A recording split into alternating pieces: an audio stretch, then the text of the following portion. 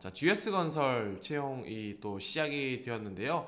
GS건설 채용 한번 살펴보도록 하겠습니다. 3월 11일부터 25일까지 또 채용을 하고 있죠. 네, GS건설 같은 경우에는 여러분들 대표적으로 우리가 자이라는 아파트 또 브랜드를 가지고 있는 회사죠. 그래서 아파트 건축뿐만 아니라 플랜트나 전력이나 인프라 사업 같은 것들을 하고 있는 곳이 GS건설이다라고 보시면 될 것 같습니다. 그렇다 보니까 대표적으로 존재하는 직무들 자체가 시공이나 사업, 영업, 설계, 안전 품질, 지원 이런 부분들이 있다라는 걸로 보시면 될 것 같아요. 그래서 이런 부분들이 있다라는 거고요. 이번에 채용하는 직무들이 이런 부분들에 맞춰서 또 채용을 하고 있는 부분들이 있죠. 정규직 채용을 하고 있고 이제 채용 절차 같은 경우에는 서류 전형을 죄송합니다. 자, 서류 전형을 거쳐서 인적성 검사 1차 면접 이후에 영어 인터뷰까지 하네요. 그 다음 2차 면접 최종 합격 이렇게 되고 있다라고 보시면 될 것 같습니다. 이제 GS건설 채용 공고는 상세하게 살펴보시면은 이렇게 시공 파트와 사업 영업, 설계, 안전 품질, 지원 파트로 되어 있다라는 건데요. 세부적으로 들어가게 되면 직무 구분이 되게 디테일하게 되어 있다라는 걸로 보시면 될 것 같습니다. 이 플랜트에 따라서도 뭐 플랜트냐 시공이냐 어디에 따라서도 전공이나 이런 부분들이 다 달라지는 부분들이 있다라고 보시면 될 것 같아요. 그래서 이런 것들 한번 살펴보시면 좋을 것 같습니다.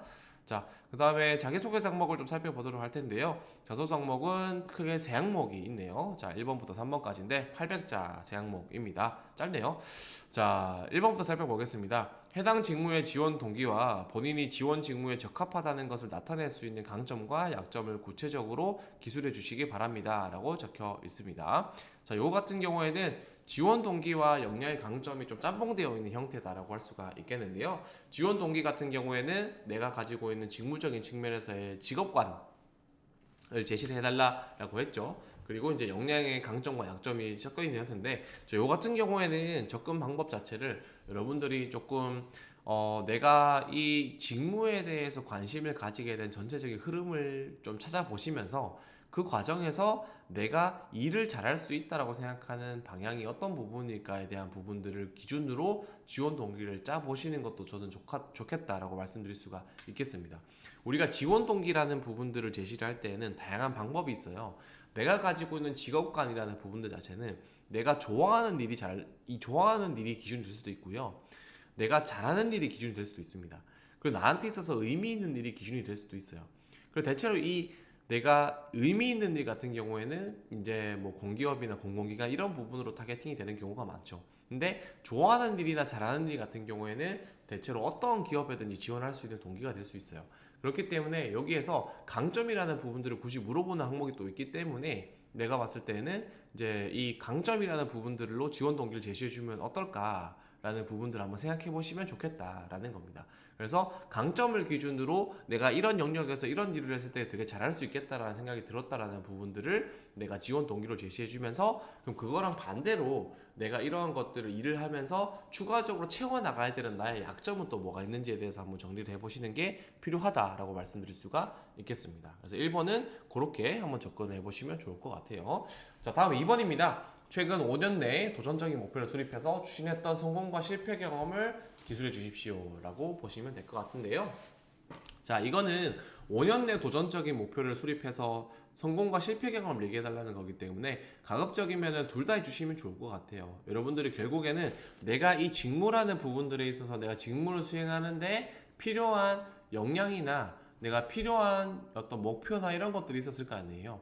그럼 그런 것들을 꾸준하게 내가 실천해 나갔던 과정이 결국에는 이 2번 항목을 얘기를 하는 거라고 보시면 될 것 같아요. 왜냐면은 5년이라는 기간들이 있기 때문에. 그래서 그 5년이라는 기간 자체가 내가 이 지원을 희망하는 목표하고 있는 직무 분야를 준비하는 데 있어서 성공도 있고 실패도 있을 거 아니에요. 그래서 그런 것들을 제시를 해달라는 거예요.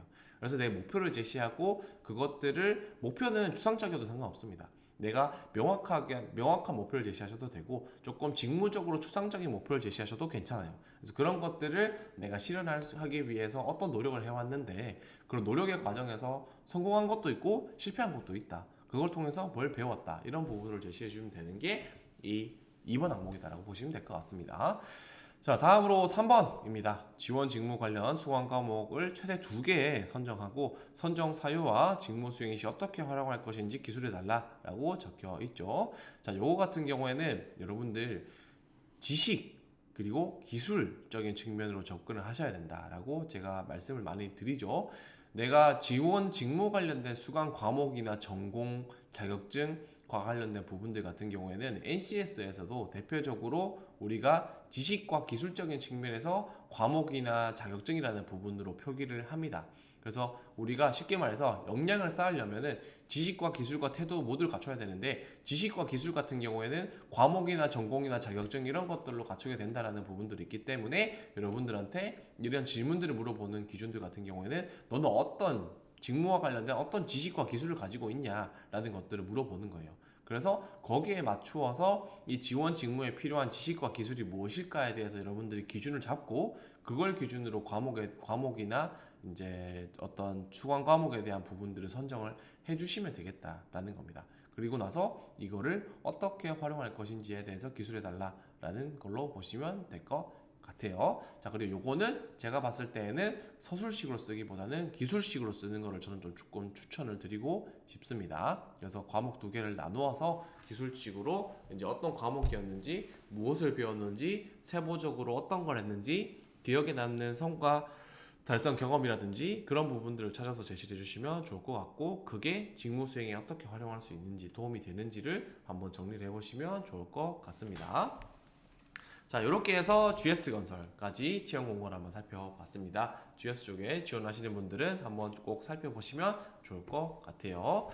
자, 여기까지 해서 이제 오늘의 채용 공고 전체적으로 살펴보는 시간을 가졌고요. 네, 여기까지 해서 오늘 채용 공고 올라온 것들을 한번 다 살펴봤습니다.